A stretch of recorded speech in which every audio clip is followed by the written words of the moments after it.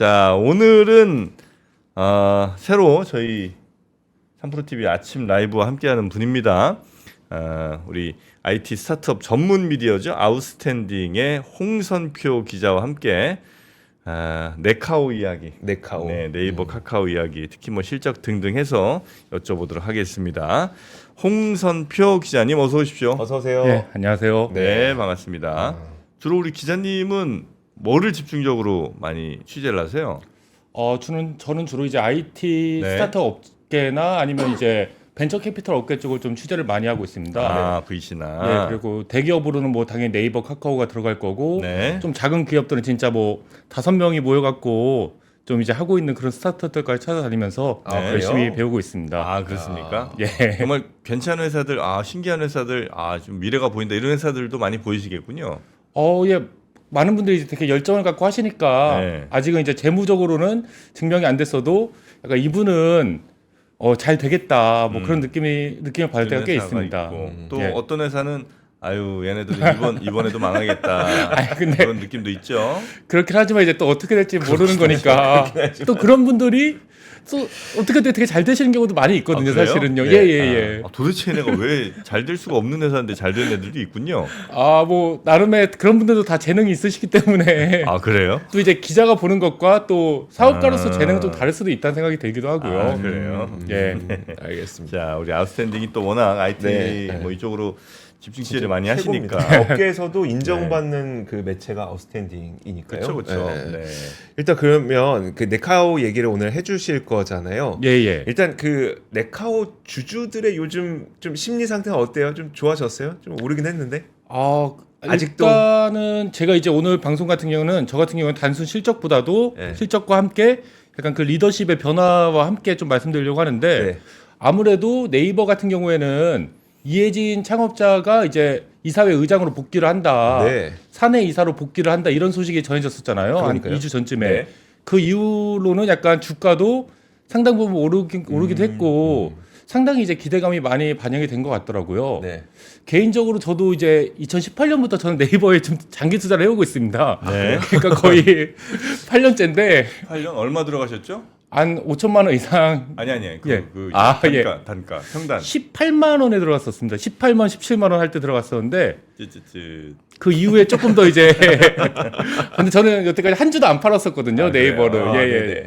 근데 이제 저 같은 경우에도 주주로서 말씀드리면은 그 이해진 창업자가 다시 이제 의장으로 복귀를 한다고 하니까 네. 좀 굉장히 좀 뭔가 기대가 되고 설레죠. 맞아요.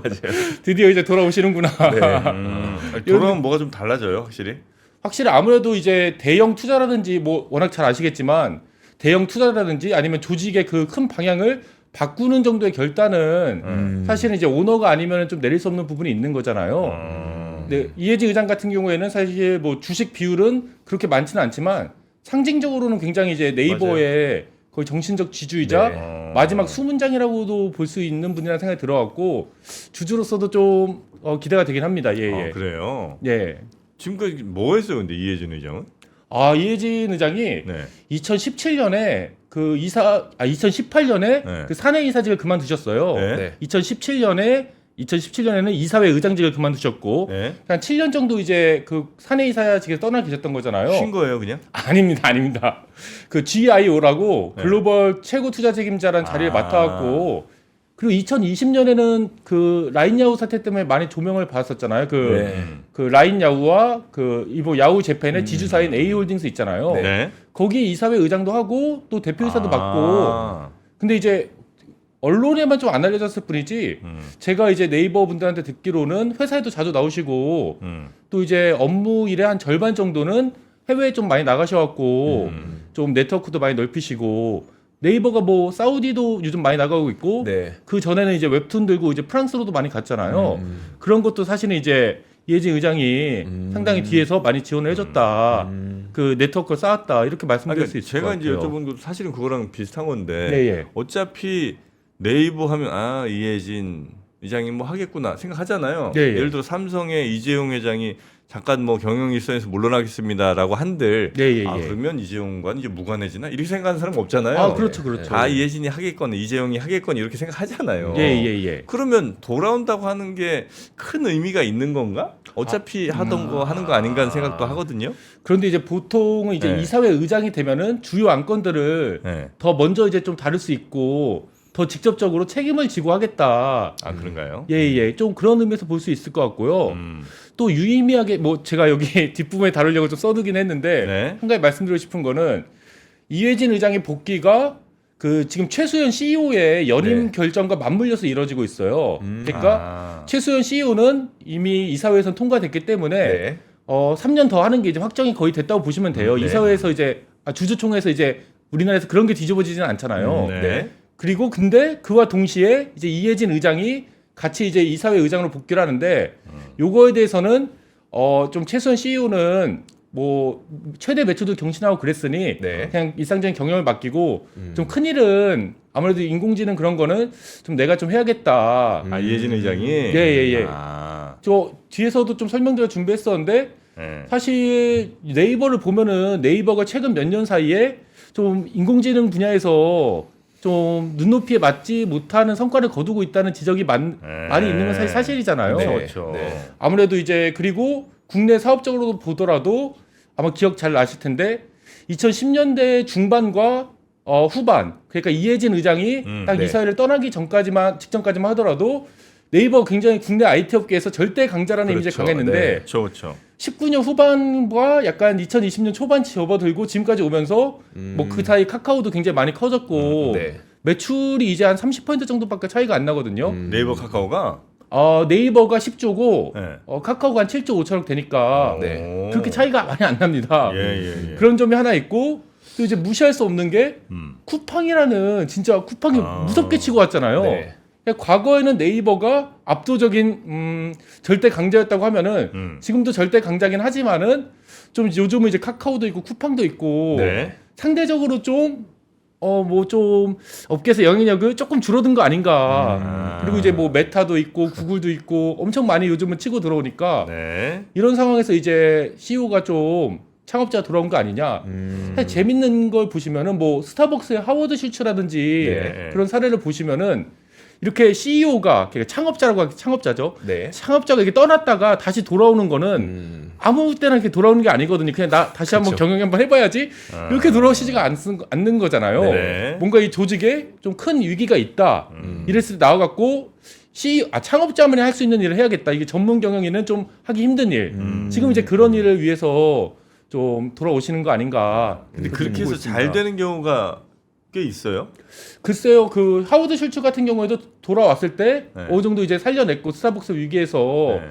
또 일본 같은 경우에는 보통 이제 뭐 창업자는 아니지만은 도요타 가문이 전문 경영한테 맡기다가 네. 위기가 있을 때 나와갖고 뭐 대규모 리콜 사태라든지 그런 데 있어 나와갖고 굉장히 문제를 잘 해결한 사례들도 있고 그렇기 때문에 그 창업자가 직접 나섰을 때 상대적으로 문제를 해결할 수 있는 그래요? 여지가 더 크지 않나. 사실 이제 최수원 CEO가 못했다거나 그런 게 전혀 아니거든요. 왜냐면은 사실 네이버는 저희한테 어떤 느낌이었었냐면 예. IT 기업이었었다가 네. 그 IT 기업이었었다가 팬데믹을 지나면 쇼핑 기업으로, 그러니까 이커머스 기업으로 바뀐 거예요. 네, 이게 예. IT 기업이면 인공지능도 하고 해야 될 것 같은데 이건 플랫폼의 역할이 아니라 그냥 쇼핑인데라고밖에 생각이 안 들었는데 이혜진 창업자가 다시 돌아오게 되면 뭔가 그 우리가 예전에 그 갖고 있었던 그렇죠. 그런 느낌을 다시 줄 수 있지 않을까? 뭐 삼성 사내 벤처로 시작해갖고 막 하나하나 네, 키워 나가고 그러니까. 창업 8명의 창업 공신들과 함께 만들어 나갔던 네. 솔직히 좀 기대가 저는 되긴 합니다 이제. 아니 근데 보면 예전에 네. 이제 창업해서 열심히 이제 하시던 분이 약간 일선에서 물러나고 그다음에 이제 뭐 어떻게 회사에 되는데 조금 이제 좀 정체되고 뭐 이렇게 되잖아요. 예. 다시 이제 원래 원년 멤버 돌아와. 이 기대가 크죠. 네. 근데 그렇게 잘 다시 원래 예전의 모습대로 돌아가기 어려운 거는 제가 예. 볼 때는 이제 성장할 때 이제 정말 무섭게 이제 성장하잖아요. 잘된 예. 기업이라고 한다면. 근데 그러다가 이제 어느 정도 성장에 꽤 이제 됐으니까 본인도 약간 좀 빠지기도 했었을 거고 네. 이 어쩔 수 없이 이제 기업은 그 규모나 구조상 더 이상 그렇게 이제 갈 수 있는 회사가 아닌데 본인 생각에는 야 내가 회사 저 사원 4명부터 시작해갖고 지금 이 10만 명 회사로 키운 그 성공의 기억들 자기가 해왔던 그 경로에 의존하게 되는. 근데 사실 이미 회사는 너무나 커져 있기 때문에 예. 과거 그 생각으로 다시 운영하는 게 안 맞는 걸 수도 있잖아요. 아, 충분히 그러실 수 있죠. 예. 네, 그래서 혹시 저는 그 걱정을 조금 하는 겁니다. 혹시 이해진 의장이 물론 뭐 그동안도 쭉 뭐 예. 뒤에서 다 하셨겠지만 혹시 그렇게 돼서 결정을 조금 그런 우려가 있기도 있겠죠. 아, 충분히 있으실 수 있죠. 예. 있을 수 있는데 근데 이해진 의장의 경영 스타일이 좀 일반적인 우리나라 그 오너 창업자들과 좀 다른 부분이 있어요. 그래요? 보통 이제 우리나라 오너 IT 업계 오너 창업자의 대표적으로 뭐 NC의 김택진 그 의장 같은 경우에는 김택진 대표 같은 경우에는 창업 90년대 후반에 창업해 갖고 지금까지 한 20년 넘게 단 한 번도 CEO 자리에서 내려오지 않았거든요. 김택진 그 NC 대표는 그렇습니다. 물론 공동 대표가 지금 한 분이 있긴 하지만 근데 이해진 의장 같은 경우에는 그 대표이사 자체를 맡은 적은 그렇게 많지가 않습니다.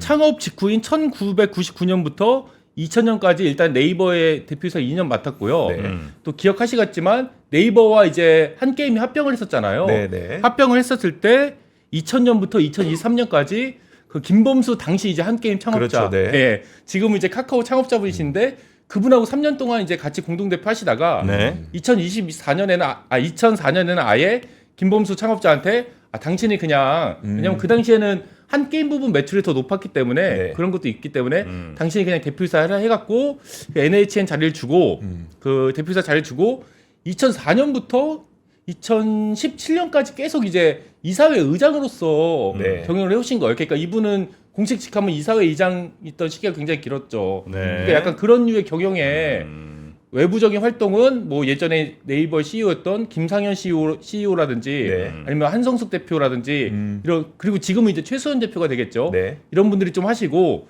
자기는 이제 이사회 의장으로서 경영을 하는 게 더 이제 좀 맞는다. 원래 본인이 계시던 자리로 돌아갔다고 보시면 될 것 같고요. 알겠습니다. 예. 그 지금 실적이 어떻게 나왔어요? 그 작년. 우선 실적 같은 경우에는 최대 실적을 경신했습니다. 처음으로 연매출 10조를 넘었습니다. 이게 답답한 게 네. 네이버가 진짜 돈 잘 벌거든요. 네. 근데 인정을 못 받아. 인정을 못 받는다고요? 버는 만큼. 그러니까 돈 잘 벌고 이익도 잘 내요. 예, 근데 예. 이게 사람들, 그러니까 우리가 그런 느낌이 있잖아요. 애플이라면 이래야 돼. 뭐 마이크로소프트라면 이래야 돼. 뭐 우리가 예를 들어 뭐 이렇게 가전의 프리미엄이 누구야라고 하면 다이슨 같은 거. 근데 다이슨이 LG나 삼성보다 가전으로 돈 못 벌거든요. 근데 왜 다이슨은 인정받고 LG, 삼성은 인정 못 받지? 약간 그런 느낌. 분명히 네이버는 돈을 굉장히 잘 버는데 왜 이렇게 인정 못 받지? 이런 느낌 분명히. 그거 아니에요? 더 그러면 네이버 쇼핑이나 뭐 네이버 이런 게 베트남 가서도 성공해, 혹은 러시아에서 성공해, 미국 시장에서도 오케이 해볼 만해. 이러면 더 이 정도 돈 벌면 더 많이 사람들이 같이 인정해주겠지. 근데 야, 한국에서 1등하는 거 알겠어. 이만큼 많이 벌었지. 근데 더 벌 수는 없잖아 이제. 이러니까 인정 못하는 거 아니에요?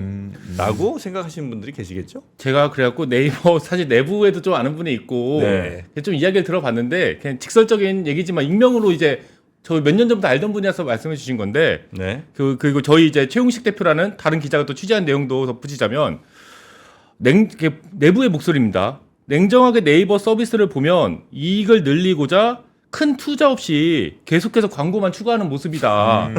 마치 인플레이션을 일으켜서 지금 당장의 채무 부담을 줄이는 것처럼 당장 지금을 위해 미래를 희생시키는 게 아닌지 우려스럽다. 그리고 이거 약간 IT 업계 외부분이 얘기하시는 걸 또 보면은 최근 몇 년 사이에 네이버를 보시면은 자기는 기억 남는 게 2조 원을 주고 미국의 그 상거래 업체인 포시마크 인수한 거랑 네이버 웹툰 나스닥 상장한 거 이 두 개만 떠오른다. 네. 네이버가 최근 한 3, 4년 사이에 기술적으로 뭔가 크게 뭐 압도할 만한 성과를 낸 게 있냐.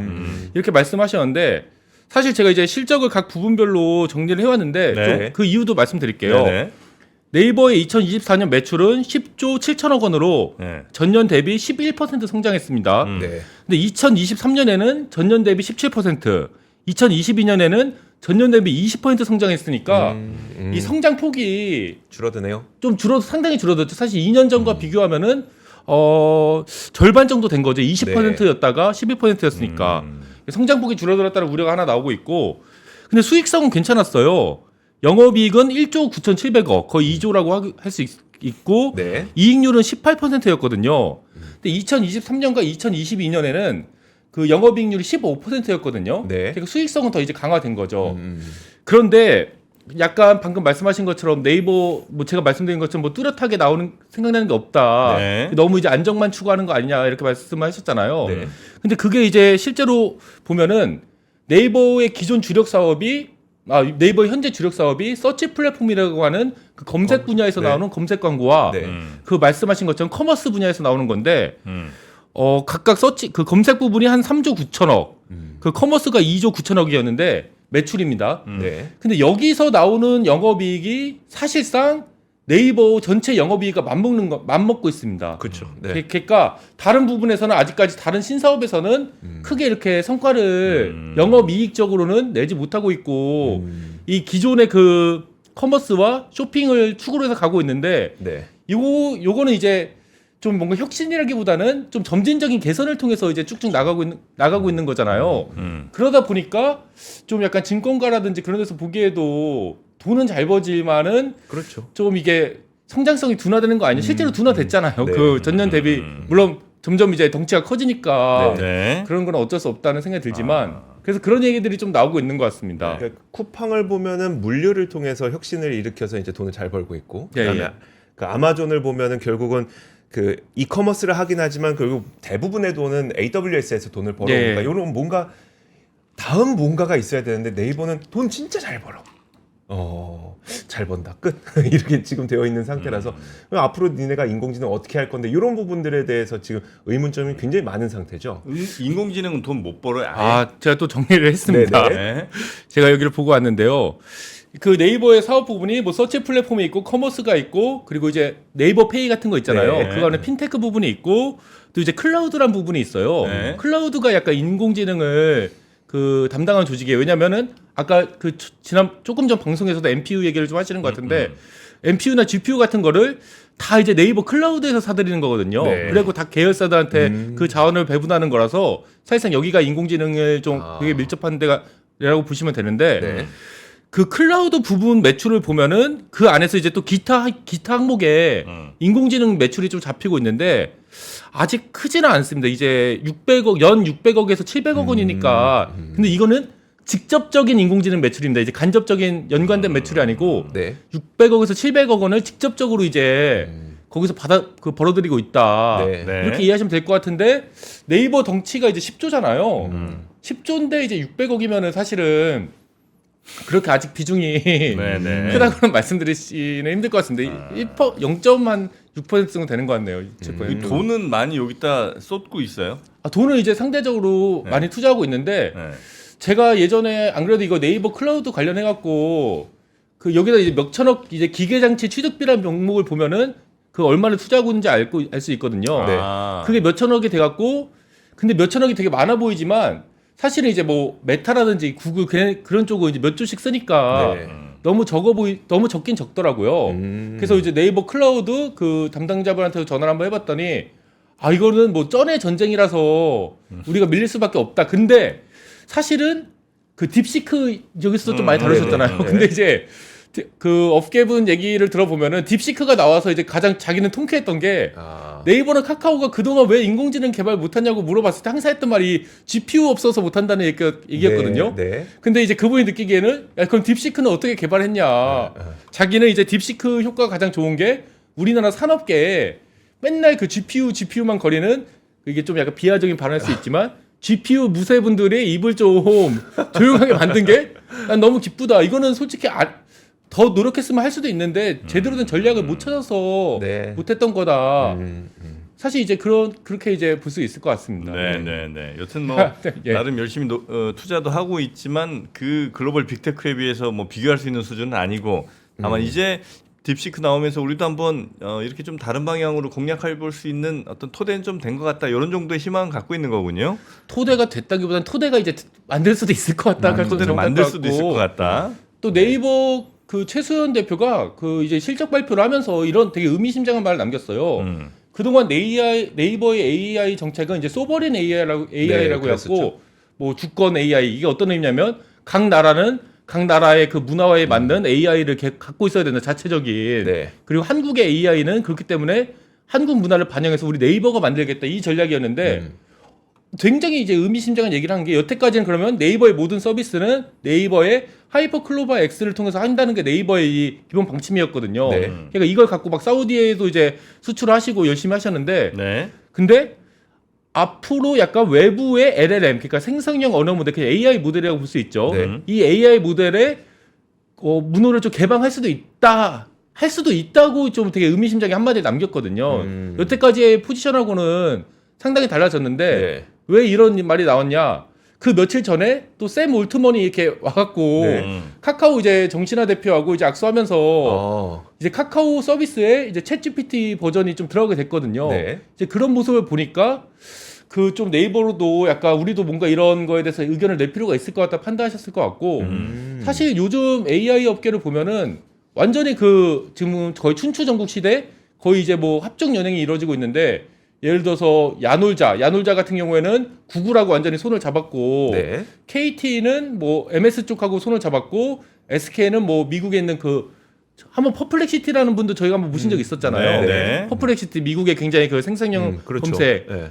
각 곳곳에서 이렇게 지금 손을 잡고 이렇게 하고 있는데 네이버는 여태까지는 이제 그 우리가 그래도 한국을 대표하는 AI 기업인데 우리가 해야 된다 이런 게 있었는데 조금 스탠스가 약간 외부 거를 일정 부분 쓸 수도 있다 이런 걸 밝힌 건 사실입니다. 예, 예.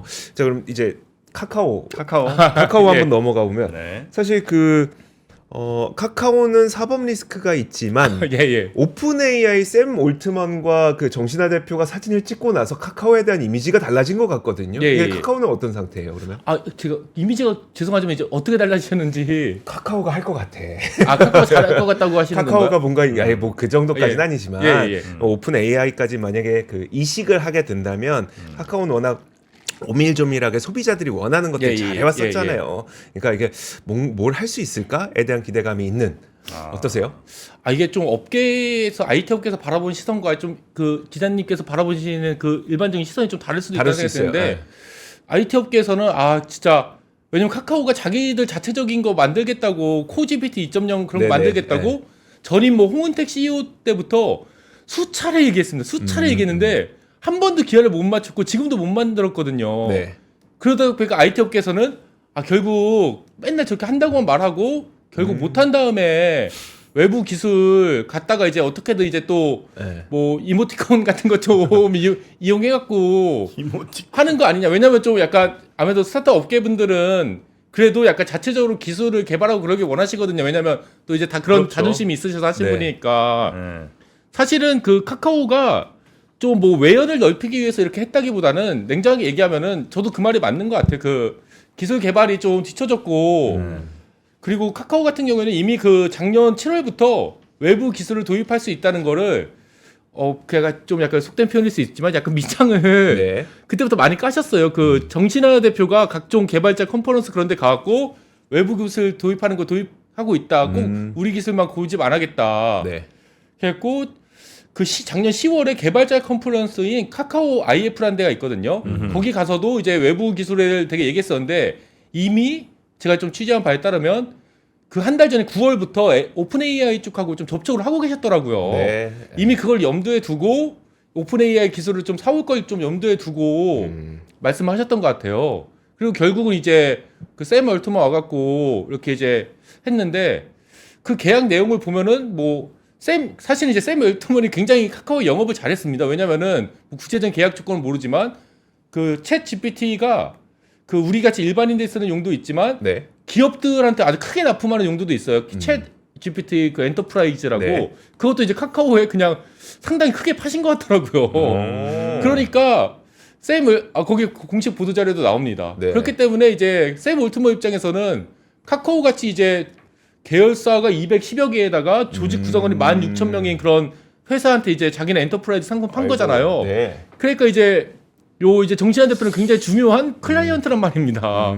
그러니까 좀 약간 와서 이제 립 서비스도 많이 해주셨을 수도 있고 그런 맥락도 있고 카카오가 이제 뭐 AI 적용해서 만든다는 게 그 카나나요? 카나나라는 거는 카나나? 예. 네. 아 카나나. 카나나도 그 사실 작년이면 이미 나왔어야 되는데 그렇죠. 네. 작년에 이 사내에서 작년 연말에 사내에서 이제 베타 테스트를 좀 했는데 직원들 반응이 좀 영 별로였다고 제가 알고 있습니다. 이거는 좀 내놓으면 우리 좀 상당히 우리가 곤란해질 수 있겠다. 네. 그래서 또 연기된 거거든요. 자꾸 그 인공지능 연기가 되고 있고 네. 약간 그 저는 지금 최고 지도부의 좀 부재가 이런 거에도 좀 영향을 미치지 않았나. 사실 이제 지금 총수분께서 네. 김범수 창업자가 작년 7월부터 뭐 한 4개월 동안 이제 구치소에도 갔다 오셨고 네. 지금 막 정신이 없으시잖아요, 사실은. 네. 그러니까 좀 정신화 대표가 지금 맡고 있는데 사실 정신화 대표 같은 경우에는 기업 전문 경영이나 그러니까 완전히 이제 큰 기업을 운영해 보신 경험은 좀 없으시거든요. 네. 그 직전 경력이 이제 카카오 벤처스 거기 대표였는데 카카오 벤처스가 물론 VC 투자를 담당하는 핵심 계열사긴 하지만은 매출은 한 160억 원. 그리고 직원 수는 한 27명이 있는 네. 약간 전문가 집단으로 이루어진 이제 소규모 조직이라고 보시면 될 거예요. 이제 카카오 같이 이제 16,000명의 그 쫙 이 그룹 구성원을 갖고 있는 네. 그런 건 아니었죠, 사실은. 네. 그래갖고 좀 조직 장악력 측면에서도 좀 따져봐야 될 측면이 있지 않나. 왜냐면 근데 김범수 창업자가 정신화 대표를 내정한 거는 2023년 12월이었습니다. 네. 그때는 이제 본인이 이렇게 구치소로 가게 되거나 그렇게 가실 거라고 좀 생각을 못했을 수밖에 없잖아요. 네. 그러니까 정신화 대표를 좀 CEO로 하고 내가 좀 그 CA 협의체라는 게 있거든요. 네. 네. 뭐 거기 이제 뭐 최고 리더십 단체라고 보시면 됩니다. 거기 의장을 맡아갖고 내가 좀 후견을 해주면은 좀 어느 정도 이 모양새가 나오고 기업이 괜찮게 갈 수 있을 것 같은데 근데 느닷없이라기보다 이미 그 징후들이 많이 있었지만 네. 7월에 이제 구치소로 가게 되시면서 이제 정신화 대표가 그걸 홀로 이끌어가게 되는 처지가 된 거죠. 그렇기 때문에 잠깐 리더십에 있어서 좀 조직을 장악하는 문제라든지 왜냐하면 지금 카카오 계열사 사장들은 거의 조선으로 치면은 거의 태조 이성계나 뭐 태종 이방원의 갈국공신 같은 사람들이거든요. 네. 네. 근데 정신화 대표는 여기가 카카오에 들어온 지 이제 딱 10년 되셨어요. 11년, 12년. 그 전에는 NHN, 뭐 네이버 그런 데 네, 계셨거든요. 네, 네. 그러니까 이제 개국 공신들이 봤을 때는 갑자기 외부에서 그래서 솔직히 좀 제가 이제 전직 임원입니다. 천직은 아닌데 그분 들어보면 네. 아 이게 내부에서 솔직히 안 따르는 사람 많다 사실은. 왜냐면은 나는 지금 조직이 내 밑에 나는 이제 한 20년 전부터 이제 범수형하고 같이 해온 사람인데 네. 갑자기 외부의 벤처 캐피털리스트가 와갖고 이렇게 하니까 사실 이제 기업 경영하시는 분들은 막 좀 컨설턴트라든지 벤처 캐피털리스트에 대해서 네. 그렇게 100% 신뢰는 안 하시거든요. 네. 왜냐면 그건 경영하고 좀 결이 다르다고 생각하시는 게 있어갖고 그런 부분도 좀 있고 그런 것 같습니다. 예. 네네네. 아 우리 많은 분들이 우리 부대 소대장인 것 같다는 얘기도 하시는데 홍준표 기자요? 홍준표 제가 기자. 그 머리를 짧게 자르고 다니고 그래갖고 그런 얘기 많이 듣습니다. 막 아주 약간. 나이도 젊으신데 왜 이렇게 구수해 사람이 말도 자체가 구수합니다. 아유, 감사합니다. IT랑 굉장히 좀 잘 어울리는 네, 그런 또 톤이 있으시네요. 예. 여튼 네카오 오늘 이제 보니까 실적이 네이버는 나쁘지 않았던 것 같고요. 그럼에도 이제 앞으로 뭐가 더 있나는 이제 사람들의 걱정이 이제 주가에 다 반영이 좀 돼 있는 것 같고 다만 이제 이해진 의장이 돌아오는 거 그래서 돌아와서 어떤 새로운 큰 결단들을 내리는지 요게 이제 좀 기대해 볼 만한 것 같고요. 예, 맞습니다. 그다음에 카카오는 제가 한번 네. 드리면 네. 실적 자체는 매출 자체는 이제 6% 늘어났고 영업이익률도 이제 4% 늘어났으니까 성장이 이제 못한 건 아닙니다. 다만 네.